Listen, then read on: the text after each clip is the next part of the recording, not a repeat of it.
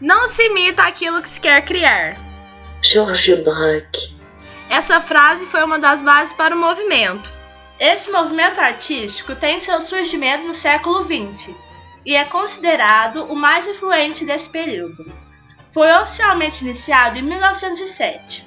Nas artes plásticas, os principais fundadores são Pablo Picasso e Georges Braque. E na literatura e na poesia, pela influência de escritores como Guillaume Apollinaire, João dos Passos e Vladimir Mayakovsky.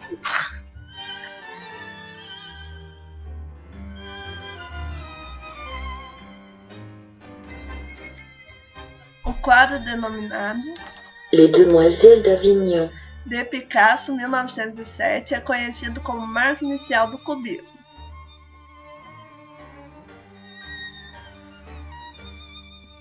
Historicamente, o cubismo se dividiu em duas fases: analítico, até 1912, onde a cor era moderada e as formas eram predominantemente geométricas e desestruturadas pelo desmembramento de suas partes equivalentes, ocorrendo dessa forma a necessidade de não somente apreciar a obra, mas também de decifrá-la, ou melhor, analisá-la para entender seu significado.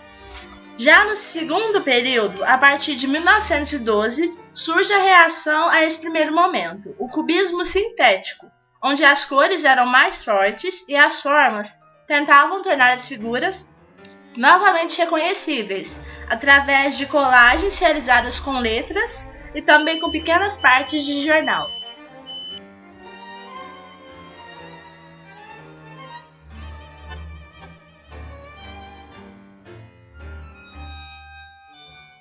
Fases do cubismo. Cubismo cesariano, de 1907 a 1909. É a fase que dá início ao cubismo, período marcado pela forte presença das obras de Paul Cézanne. Cubismo analítico, 1910 e 1912. Fase marcada pela união dos trabalhos criados separadamente por Picasso e Braque. Cubismo sintético, de 1913 e 1914. Fase marcada pelo uso de formas decorativas e cores marcantes.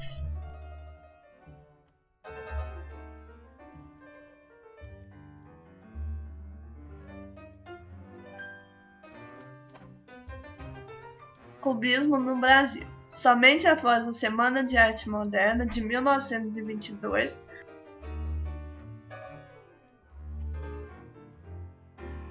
o movimento cubista ganhou terreno no Brasil.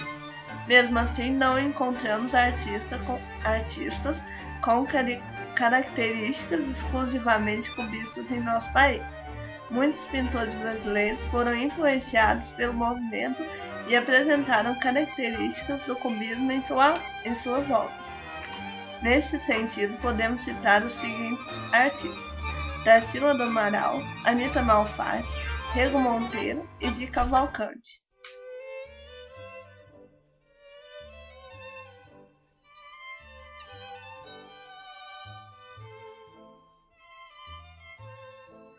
O cubismo tratava as formas da natureza por meio de figuras geométricas, representando todas as partes de um objeto no mesmo plano. A representação do mundo passava a não ter nenhum compromisso com a aparência real das coisas.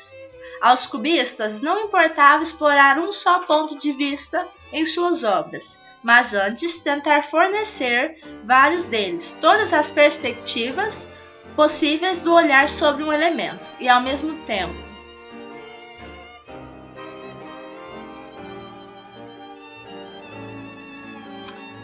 cones, cilindros, esferas, pirâmides e prismas são algumas das formas geométricas mais retratadas nas telas dos artistas cubistas que, embaçados na ciência da matemática, possibilitam ao espectador a visualização espacial da imagem, ou seja, o objeto pode ser visto por ângulos diferentes.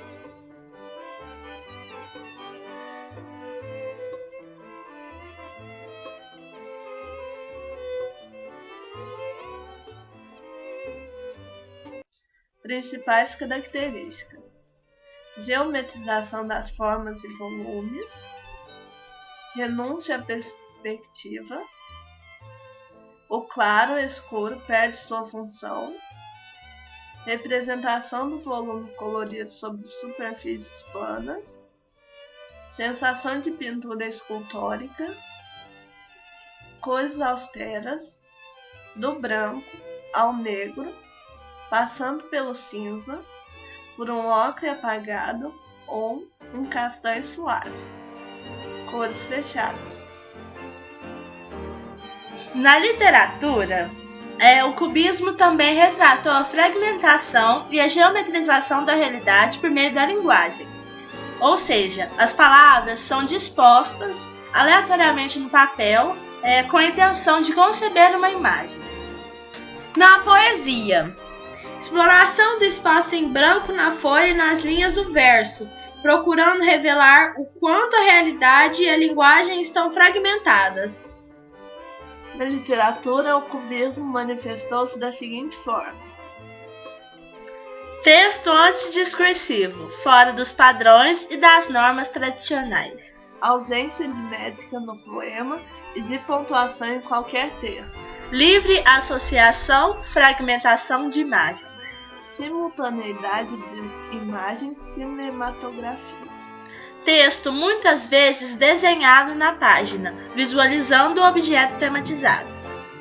Destaque para anedota e assaio.